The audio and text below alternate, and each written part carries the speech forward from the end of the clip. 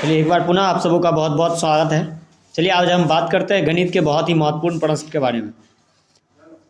तो देखते हैं कक्षा 10वीं के लिए ये जो प्रश्न होने वाला है वो भी प्रश्न होने वाला है। ठीक है, तो उम्मीद करते हैं आप सबों को बहुत अच्छे से समझ में आएगा। चलिए बात करते हैं।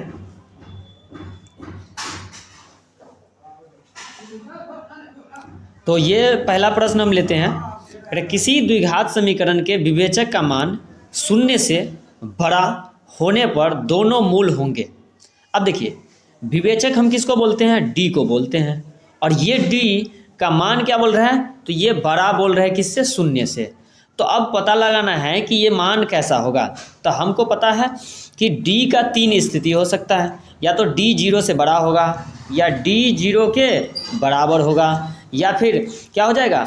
डी क्या होगा? तो छोटा हो जाएगा 0 से। ये 3 स्थिति हो सकता है। अब बात करते हैं कि यदि डी 0 के बराबर होगा ये वाला केस में, तो क्या होता है? मूल बराबर होता है। तो समान मूल वाला कौन सा है? एगो ये है और एगो ये है, तो मतलब ये दोनों छट गया। ठीक है, ये दोनों नहीं होगा। ठीक है, अब बात करते हैं जब डी का मान 0 से क्या होता है? छोटा होता है, मतलब ये वाला केस, तब क्या होता है? तो इसका मतलब काल्पनिक होता है, मतलब अवास्तविक। तो देखिए ये तीसरा वाला भी कट गया, तो बचा कौन सा? तो इसका मतलब जो अभी बोल रहा है ये केस, इस केस के लिए मेरा ऑप्शन नंबर ए सही है। ठीक है, तो चलिए अब बढ़ते हैं क्वेश्चन नंबर 2 की ओर। क्वेश्चन नंबर 2 मेरा कुछ इस प्रकार से है कि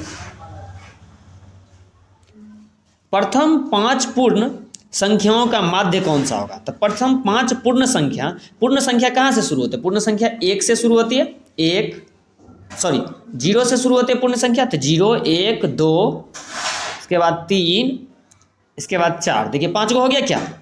और क्या बोल रहे हैं? माध्य। तो इनको जोड़ करके सभी संख्याओं का योग बट्टा कुल संख्या। तो 5 संख्या है, टोटल कितना हो गया? अगर सबको हम जोड़ दें, तो कितना हो जाएगा? 5, 4, 3, 7, 2, 9, 1, 10, 10 बट्टा 5, मतलब क्या हो गया? 10 बट्टा 5, 5 दूना 10, मतलब 2। तो सही ऑप्शन क्या हो जाएगा? ख मेरा सही ऑप्शन हो गया। ठीक है, उम्मीद करते हैं समझ में आया होगा। चलिए नेक्स्ट क्वेश्चन की ओर बढ़ते हैं।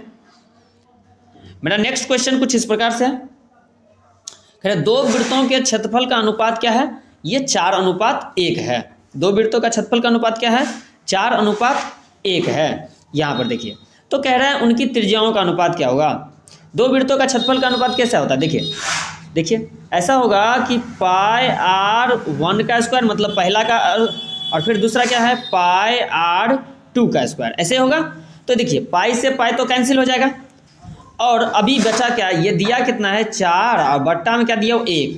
तो हम इसको अगर r निकालना चाहे, मतलब r1 बट्टा r2 अगर निकालना चाहे, तो हमें क्या करना पड़ेगा? इधर से स्क्वायर हटाएंगे तो इधर रूट चल जाएगा, तो 4/1 हो जाएगा रूट में। तो 4 का रूट निकाल लेंगे तो क्या हो जाएगा? 4 का रूट होगा 2, और 1 का रूट क्या होगा? 1।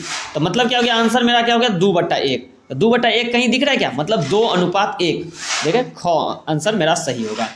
उम्मीद करते हैं समझ में आया होगा। चलिए नेक्स्ट क्वेश्चन की ओर बढ़ते हैं।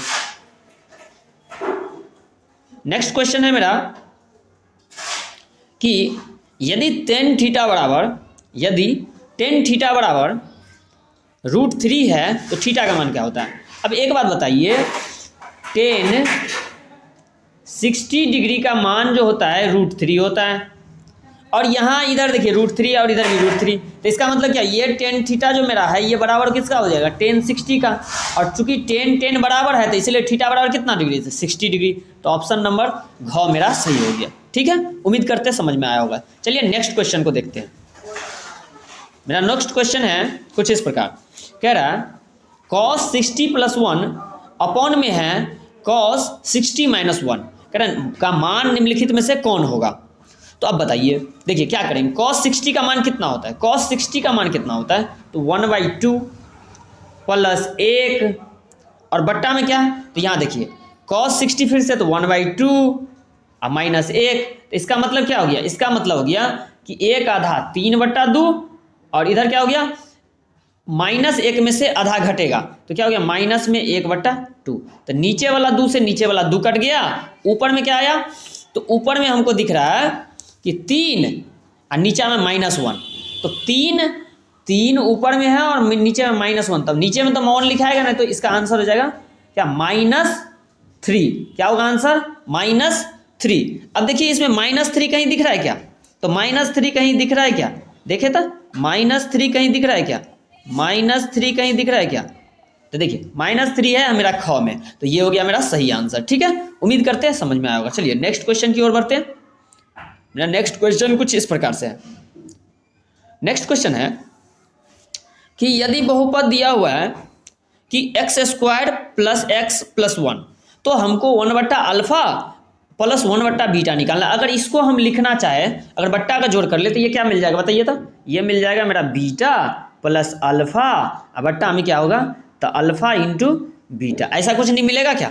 ठीक है, तो यहाँ पर क्या लग जाएगा मूलों का योग, यहाँ पर मूलों का गुणनफल। मूलों का गुणनफल होता है c/a, और मूलों का जो है सॉरी ए उल्टा हो गया, एक सेकेंड, ये देखिए अगर बात करें मूलों का जोड़ का तो -b/a होता है, अब मूलों का गुणनफल क्या होता है तो c/a होता है। अब देखिए ये नीचे वाला a से कट गया, ऊपर में क्या आया -b/c, क्या आया -b/c। तो इसको याद रखिए, क्या बोले -b/c।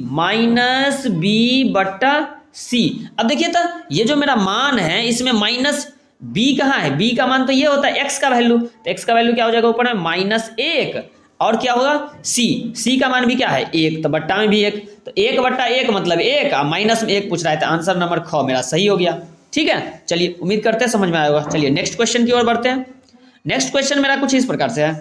क्या करें नेक्स्ट क्वेश्चन, एक द्विघातीय बहुपद के मूलों का योग और मूलों का गुणनफल दिया हुआ है। कितना मूलों का योग है 2, और गुणनफल कितना है इतना।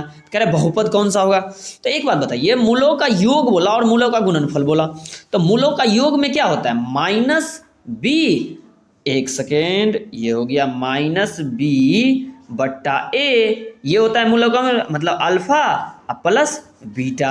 अब बताइए b देखिए तो कहीं पर कितना हमको आना चाहिए 2 आना चाहिए, मतलब देखिए हमको कितना आना चाहिए इसके बराबर हमको 2 दिया हुआ है। देखिए यहाँ दिया हुआ है 2 दिया हुआ है मूलों का योग, देखिए मूलों का योग बराबर 2 है ना। ठीक है, अच्छा मूलों का योग दिया हुआ है मेरा 2। एक सवाल है कि b इसमें देखिए तो कहीं पर 2 दिख रहा है क्या? तो b हमको 2 दिख रहा है, लेकिन कैसा 2 चाहिए? तो हमको माइनस में चाहिए है कि प्लस में चाहिए? हमको यहाँ प्लस है, इसका मतलब क्या हुआ यहाँ एगो माइनस है और एगो और माइनस अगर आ जाए तो मतलब माइनस हमको किस किस में दिख रहा है b, एक घ में दिख रहा है और एक घ में दिख रहा है, ग और घ दोनों में दिख रहा है।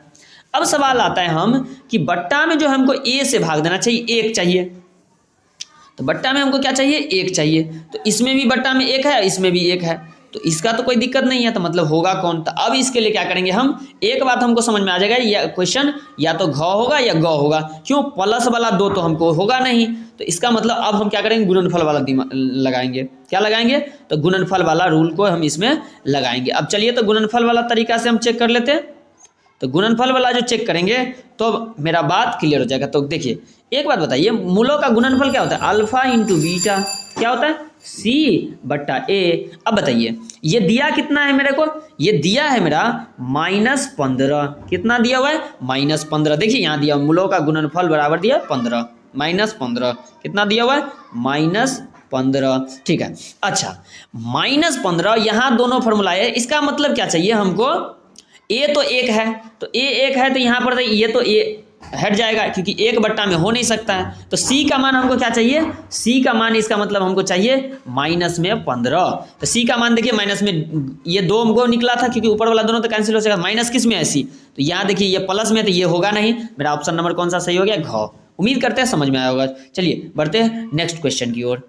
नेक्स्ट क्वेश्चन मेरा कुछ इस प्रकार से कह रहा है कि बिंदु Q से किसी वृत्त की स्पर्श रेखा की लंबाई 24 cm है और केंद्र Q की दूरी 25 cm है, तो त्रिज्या कितनी होगी? एक बात बताइए, ये देखिए था कुछ ऐसा, ये वृत्त है और ये मेरा यहाँ से यहाँ तक ये स्पर्श रेखा है और ये मेरा केंद्र से दूरी है। ठीक है, तो इसमें क्या बोला है हमको कि स्पर्श रेखा की लंबाई ये 24 दे दिया और क्या दे दिया मेरा?